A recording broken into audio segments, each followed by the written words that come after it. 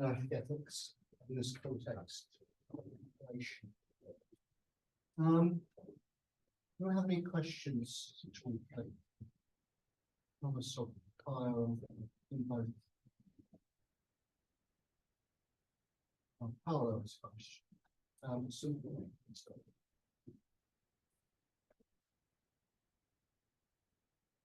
Thanks very much to both for this wonderful presentation you gave us. I have a couple of questions for each.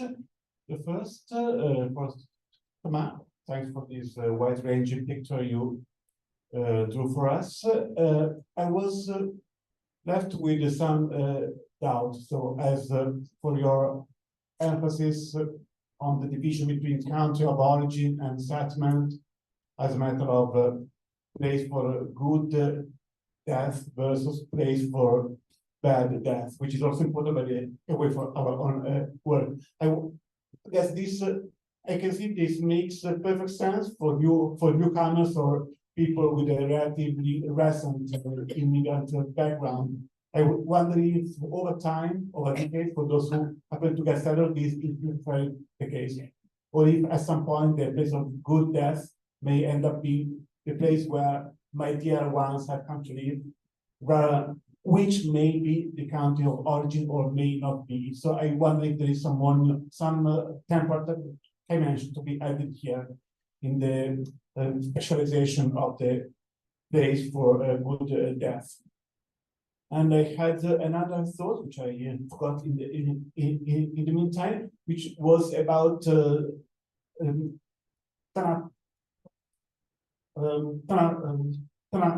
thanatocracy. So, who is?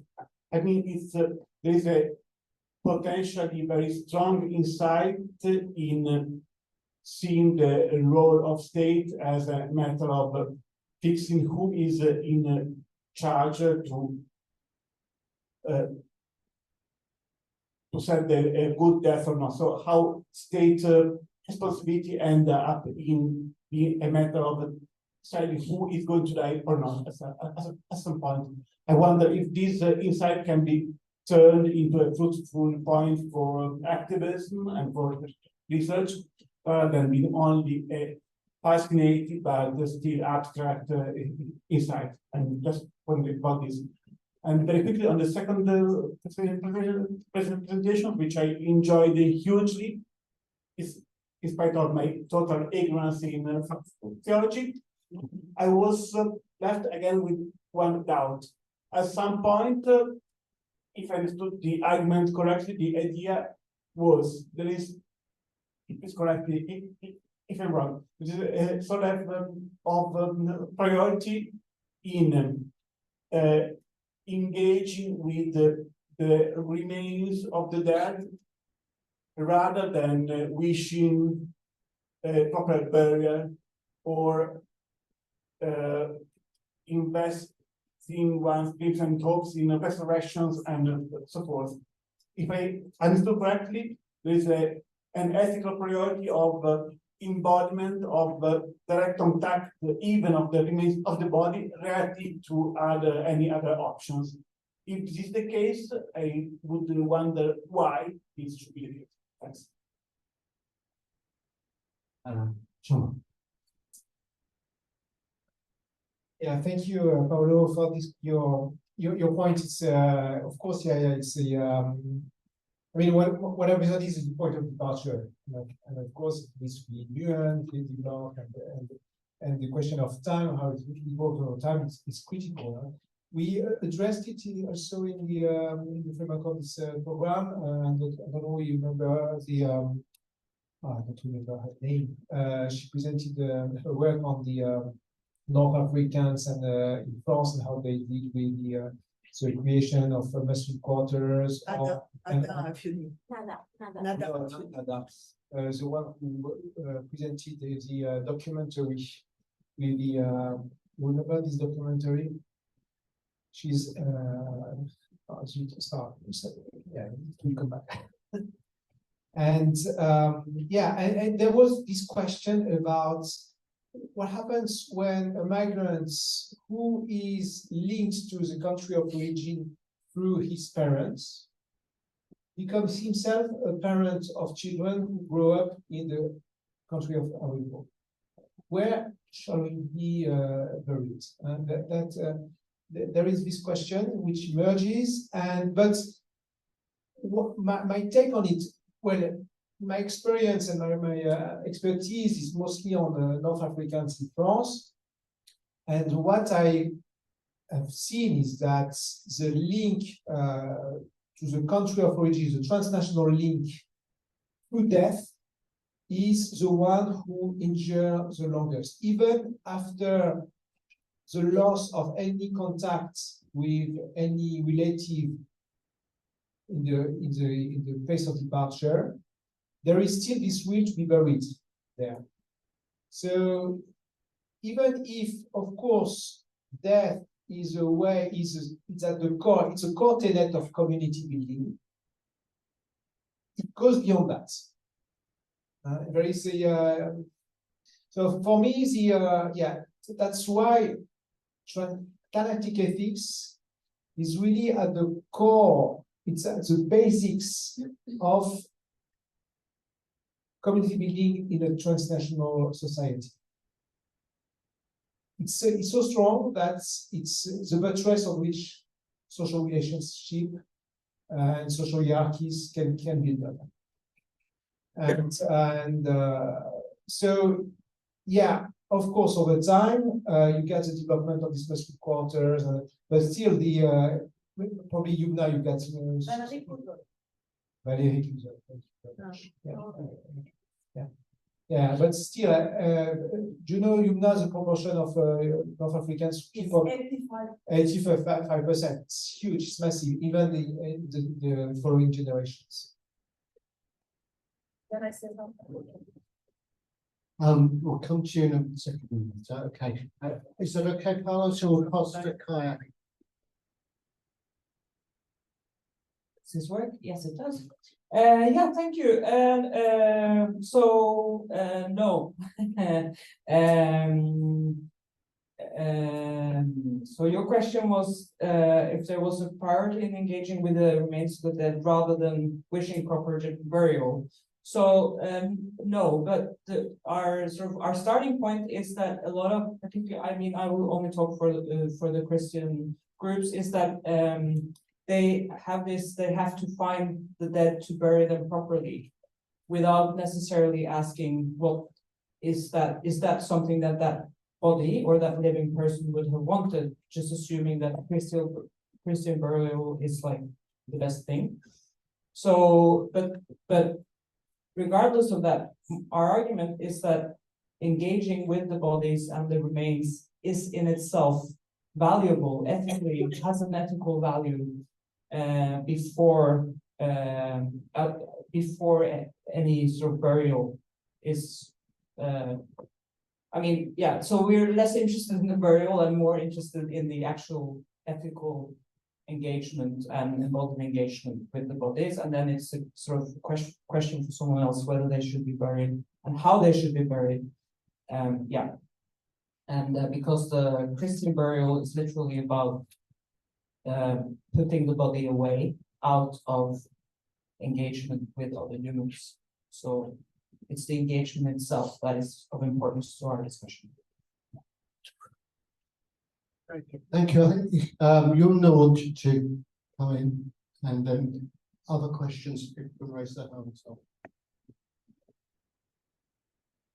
thank you. Do you hear me? Thank you both for two wonderful presentations. Kaya, I must tell you that my 11-year-old son told me, Mom, what do you work on? And the best story I had to explain to him is by the story of Cain and Abel. Tuma, Tuma and Paolo. Speaking of good death and bad death and the space it takes place in it, of course it has multi-layered and it changes on the context and the place. We talked about good death and bad death during the COVID and the confinement. If you die in the hospital alone, it's a bad death. If you die with your family, it's a good death.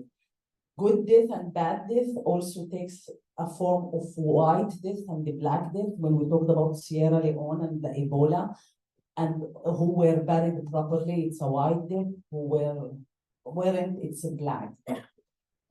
So this is the dimension it takes.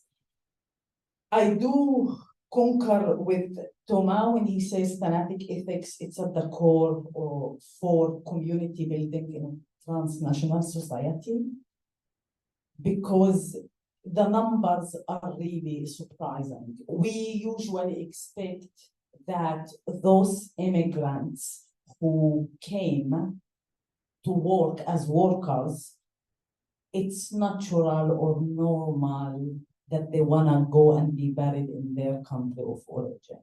But the surprising thing is that those who were born in Europe and they grew up in Europe and have kids, this is the surprising where they want to go back to the country of origin. So this transnationalism between the country of departure or the country of origin, because those who were born in Europe, they won't call it my home country, they call it country of origin. These terminology changes, but I do believe Thanatic ethics provide us with a basic framework to understand part of the issue.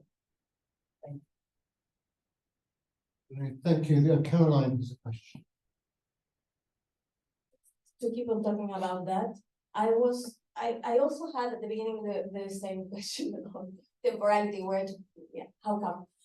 But trying to think in terms of the framework you are drawing here, I think the answer might be a simple one, and it's that this distinction between the place of departure as the place of the good death, against the place of settlement as being the place of bad death, is to be put in the box of Thanatic morality, and not in the one of Thanatic ethics, as I understood your framework. And in this sense, I'm thinking about what you were saying, Yumna, and if you have in mind what happens in France, this seems to be clearly the case. This morality that this set of norms, values of what is good and bad in terms of death has been put into, I don't want to date it, but it has some decades now, but I think it is still very strong, which does not mean, as Yumna was saying, that this is what people do. Because what people do has pretty much to do with ethics, of course, based on a set of norms. I think that's for me, that would be the way of ending with the problem of temporality in the framework. But that made me think of another question in terms of framework. It is a detail. The way you framed ethics made me think of, I don't know if you know this word, by anthropologist Michael Lambeck on ordinary ethics. And I find it very interesting to put the ordinary, not only you said it's in morality in practice, and something like ethics defines upon behavior, and that's totally, I agree, and that fits perfectly Lambeck's definition. But I would take out from your definition the idea of, you said at the same time, ethics, I noted it. Give me a second.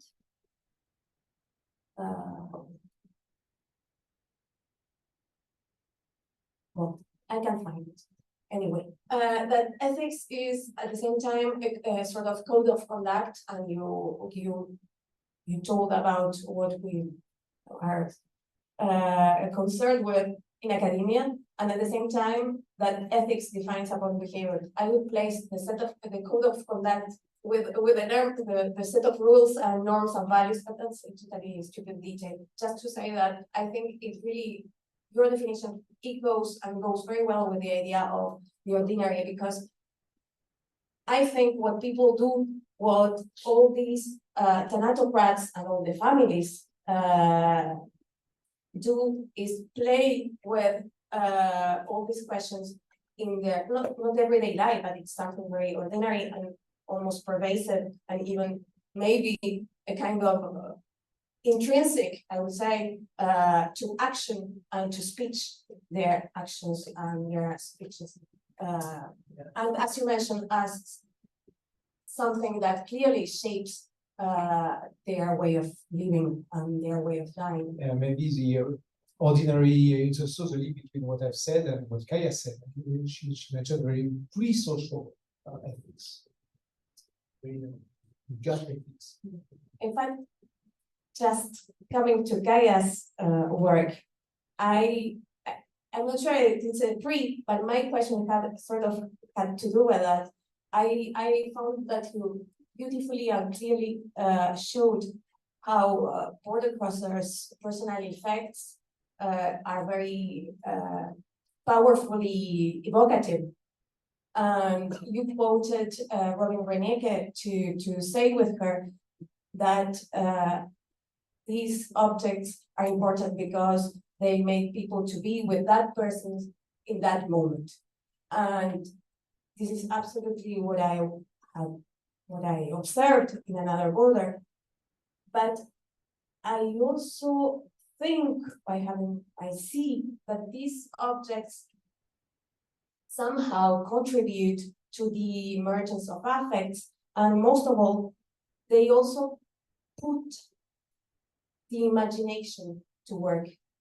And I think imagination might be it's very unclear what I'm saying, but the link between, I'm sorry for that, but the link between these two questions and the limit of the ordinary being your job, maybe the link would be imagination, and how people who didn't know the people who are now dead once they were alive, through the objects, might get into an intimate relationship through the senses, clearly, through imagination, and maybe imagination is something to be considered when talking about ethics. We call it spectrality, I think. Not necessarily. discussion. No, It's different. yeah. I agree. And I would add, sorry, and I would add narrative. Yeah. Imagination and narrative. Kai, do you want to come back on that?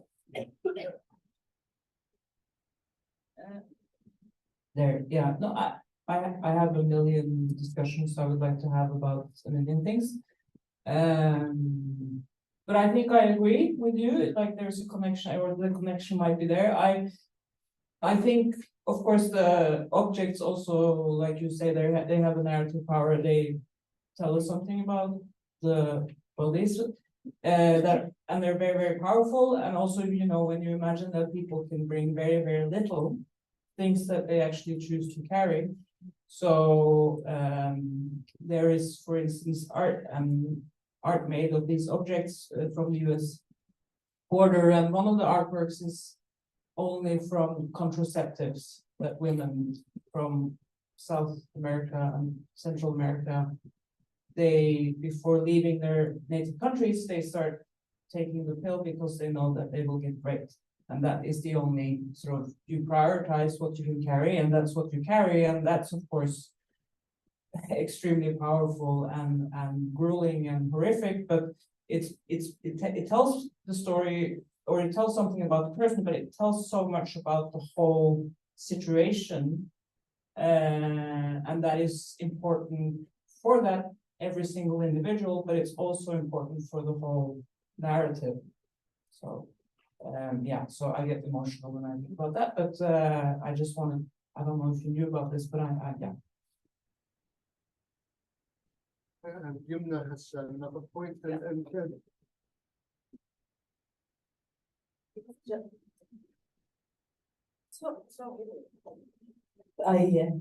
Tom, I just wanted to make one remark, not a question. When you spoke about the Moorids and Senegal and the work of Felicia, and how these people have an authority and decide who to be buried and not to be buried, and they refuse the burial of homosexuals. I just wanted to bring up the work of Osman Balkan in his last book, Dying Abroad, where he works on Turks in Germany, and one of the main points he makes how these undertakers and the funerary homes take on an authority, a political authority, to decide who to repatriate and who not to repatriate. Thank you. Osman Balkan, who will be our next webinar speaker in February. Was my advertisement moment. And Kaya mentioned Robert Ranke, who was our webinar speaker. Yeah, It's on the website. Last year, yeah. We can talk about that for the concrete session. Otherwise, we won't have anything to say. I just wanted to say also that very often when we think about migrants and refugees, I mean, at least in Europe, we have a tendency to forget that they're not all Muslim, also the people who come from Muslim countries. So, and I think the questions of where you're being buried and where you die is sometimes not always a question that might be more acute for Muslims regarding the homeland, but not always. So, and of course, the story we heard about from Sealing yesterday, they were, you know, they wanted to come back to their homeland. You didn't say anything about their religion or their faith, but you also have people who are, you know, not religious at all, but still have this call from being in the ground that from which they were born. So, but for Muslims, there are, for some Muslims at least, different reasons or additional reasons for wanting to be buried in their homeland. So yeah, just wanted to add. So TC Lincoln's the question. Sorry, I'm not very these thoughts are not very well developed, but all these references to a proper death, but how they are related to a sense of unity of the body being whole, especially through the body for burial, or the ricotta cheese example that you so powerfully used. The sense of unity, the sense of where this body should belong, and how that sense of belonging is oriented towards a certain home.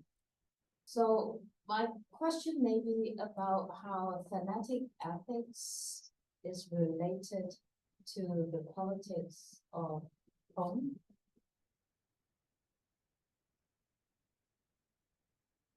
Thomas is laughing so hard. I think it's a question for Paolo. You can't, we need you first, so then Paolo can intervene, but you're sitting here, you are the. Yeah, home is a place where you want to be buried. That's okay, politics of home. So about politics, it's also interesting to see how the states use body reputation as a nationalistic cause, and also so I'm deriving a bit away from home as for people, but home as a. So I'm thinking of, for example, the remains of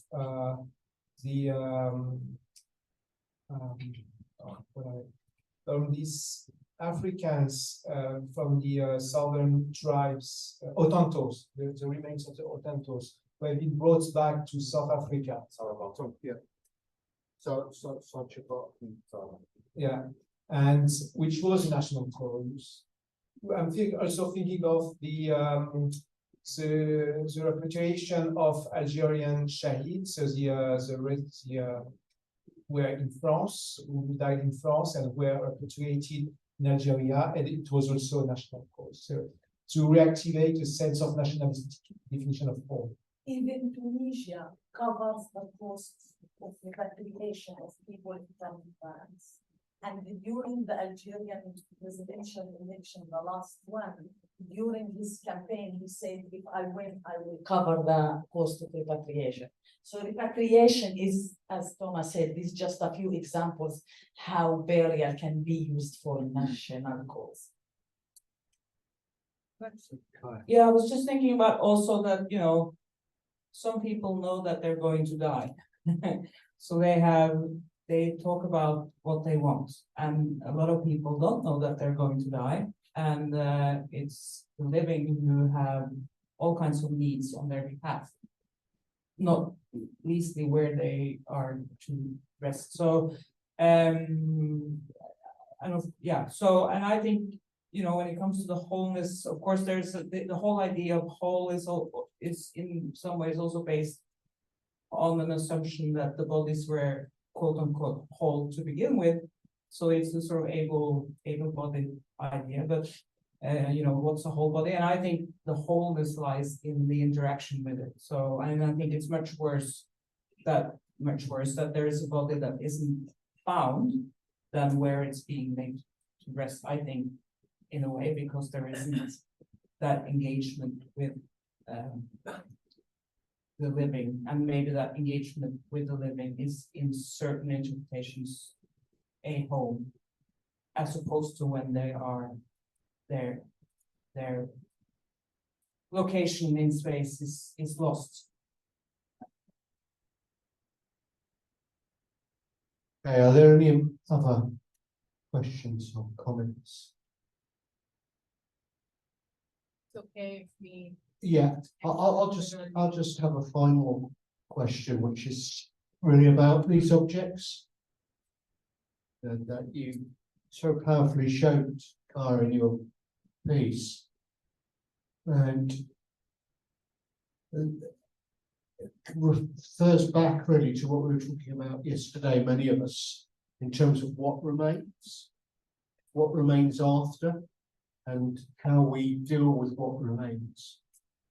And I thought it was very telling that you asked us to think about these pictures, but actually the whole of your paper was about these pictures, but it did not specifically talk about what remains in some ways. I mean, maybe, yeah. So maybe if you could just elaborate a little bit about the way in which what remains is important, almost theologically, if you like, because I don't think about it theologically, so it might be interesting for me to hear you talk about it. I know it's a very hard and big question, but if you can, yeah, sorry. Well, I can't say no. No, but so your question is in what remains, why they are important theologically?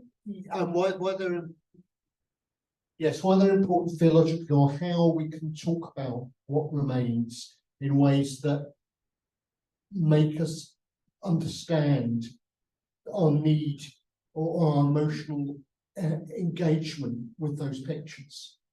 You know, why are we so affected by what remains? I mean, really, when you look at what remains, it's detritus. Sorry. I mean, it's not, but it could be seen as detritus, and it often is in right-wing narratives. Yeah. So what I'm trying to say is that detritus in right-wing narratives and in certain kind of narratives is not for us when we're looking at it, and for those that left that stuff. Yeah. Yes, it is a difficult question, and I am not going to give I'm not going to say it like this. Now I'm going to tell you the answer. No. I think it has. Maybe it's the sort of our guts falling out, like that we feel in our intestines. Something that sort of relates to the importance of that human being or that body, I think. And I don't think that is to go back to Lacroix is very concerned with that something is ethical or something is sort of basic first, and then it might possibly be theological second, like that there is the before is more important than the theological. So I think that the beforeness that there is that there is a sensing of others that is ethically significant. I think that's sort of maybe the important part. And what the far right is doing, I think I don't understand what they're doing. I do not think that they're not moved by it. But I do think that they choose to engage their minds and find reasons for not engaging. So they don't listen to the bodies, they listen to their minds.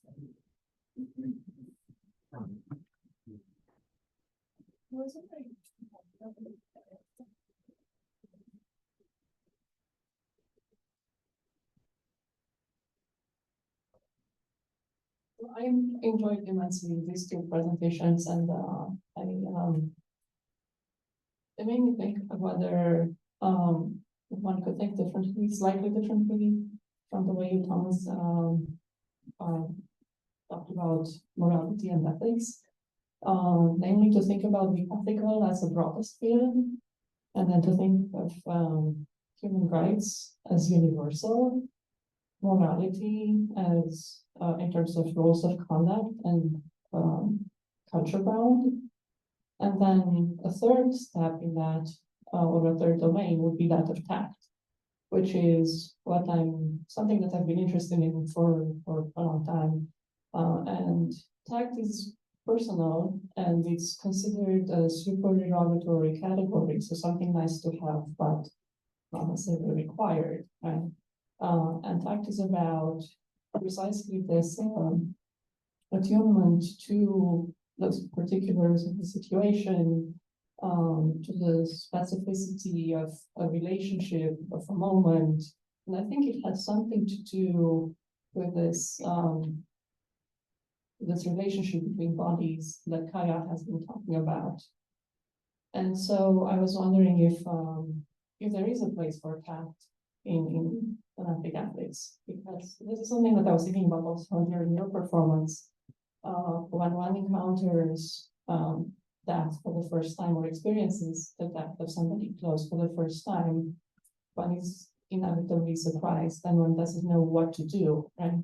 And so there is something that has to be, I hate to say negotiated, that's really a terrible word here, negotiating, but really trying to understand how one feels and to decide how to behave, right, in the moment on a very, very humane level.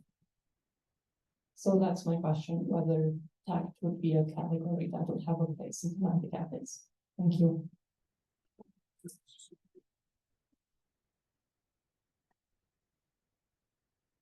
Yeah, Sorry.